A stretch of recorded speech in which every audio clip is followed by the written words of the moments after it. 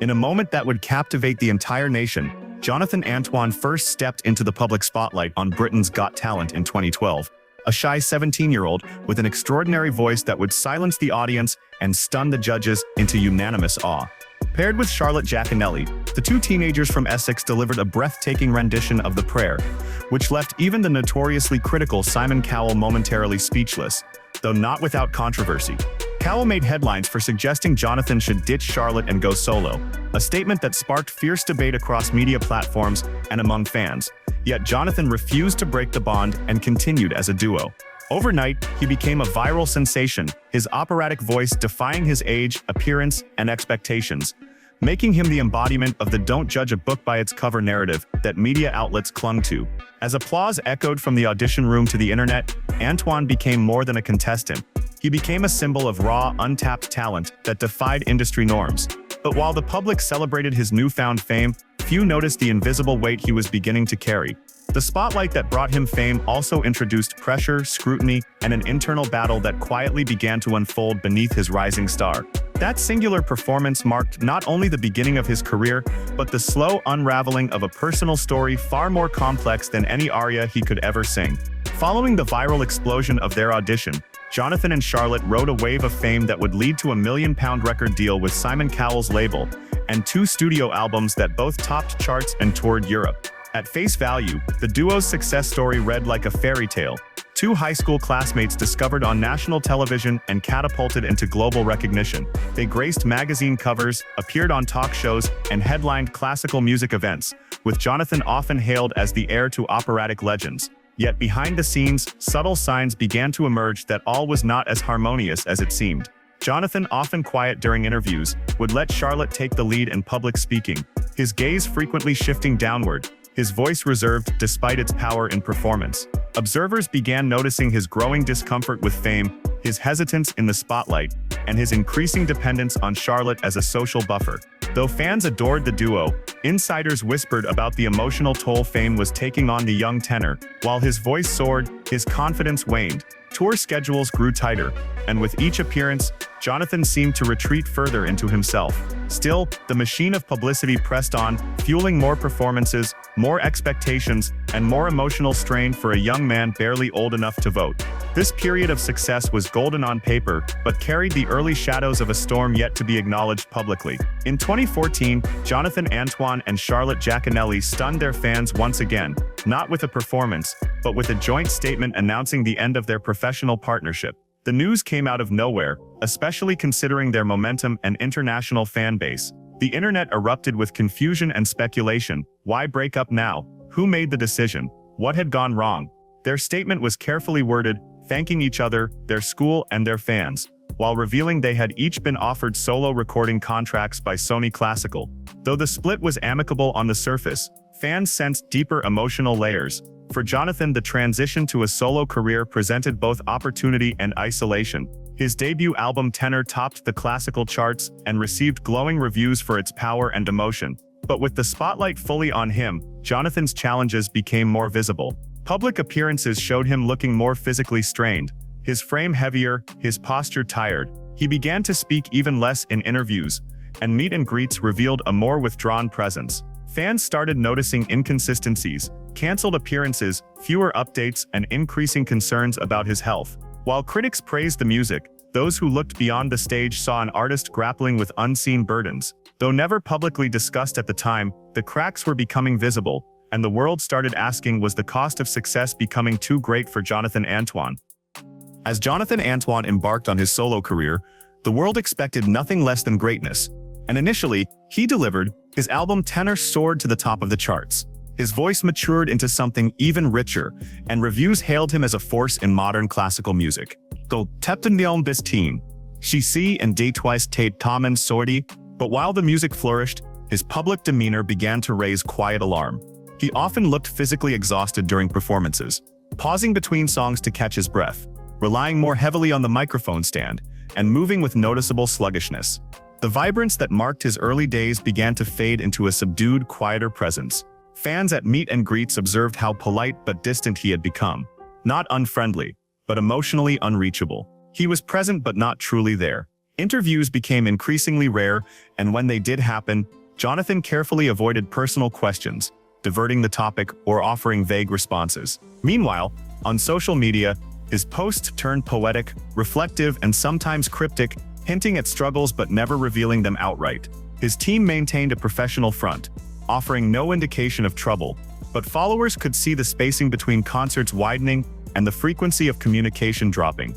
The cheerful young man who once burst onto the national stage had seemingly gone quiet, both online and in the public eye. While his voice remained strong, the rest of him appeared to be shrinking from view. Fans speculated, but Jonathan said nothing. Yet it became increasingly clear that behind his polished performances was a young man facing a deeply personal and silent descent into emotional exhaustion and hidden pain. What fans didn't see, at least not fully, was that Jonathan Antoine was battling something far more insidious than fatigue. He later admitted that depression had stalked him quietly for years, creeping in even during the height of his success. As a young man thrust into the global spotlight, he had little time to process the massive life change or the trauma that came with it.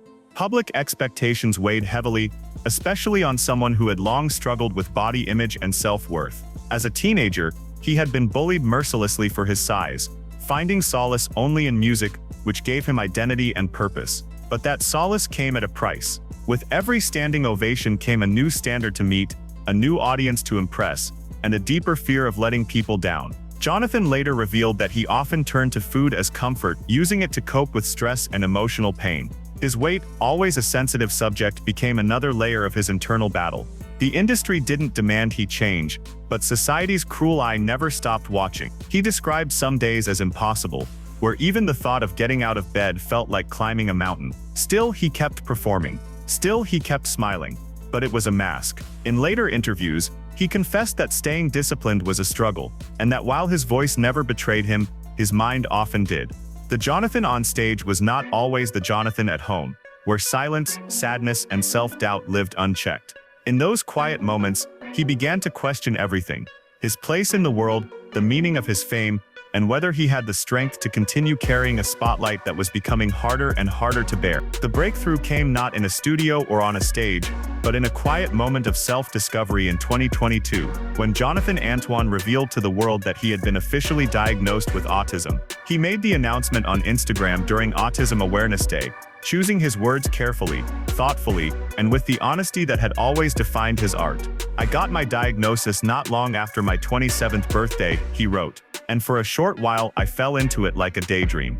With that simple yet profound statement, he cracked open the door to a deeper truth that explains so much of his journey: his introversion, his sensitivities, his retreat from the spotlight, and his difficulty navigating the demands of fame. Jonathan described the diagnosis as a moment of clarity, a recontextualization of his entire life. All the confusion, the sense of being out of place, and the intense emotional overwhelm suddenly made sense. He didn't present himself as an authority, quite the opposite.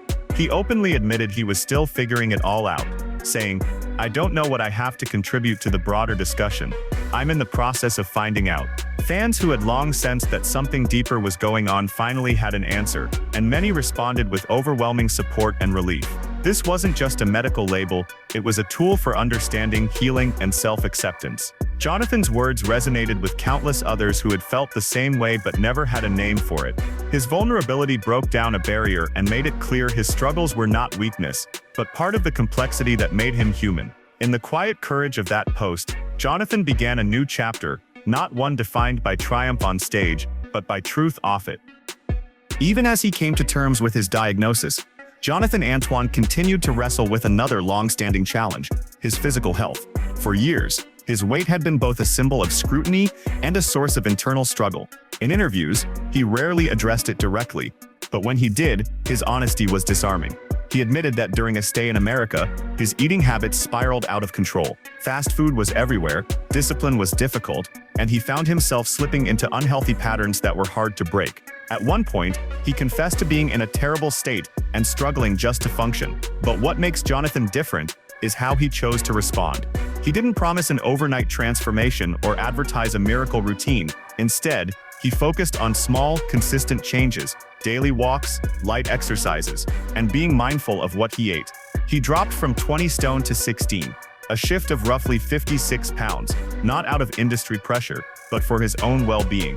He said intense workouts weren't sustainable for someone his size, and that hurting himself in pursuit of rapid results wasn't worth it. His approach was slow and intentional, rooted in self-care rather than external validation.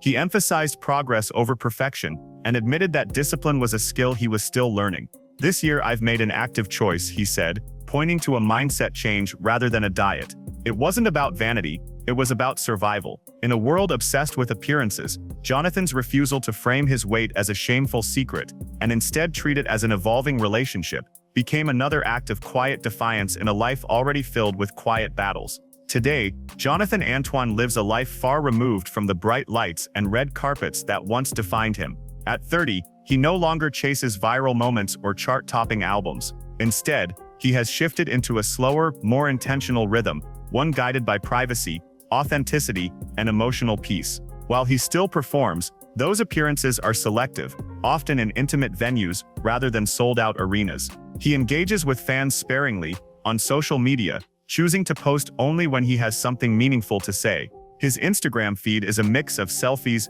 musings, and reflections on mental health, music, and kindness. There are no gimmicks, no filters, just Jonathan, as he is. He speaks openly about the way his mind works, the quiet introspection that shapes his daily life, and his ongoing journey towards self-acceptance. When asked about fame, he often redirects the conversation, focusing instead on meaningful connection and the importance of empathy.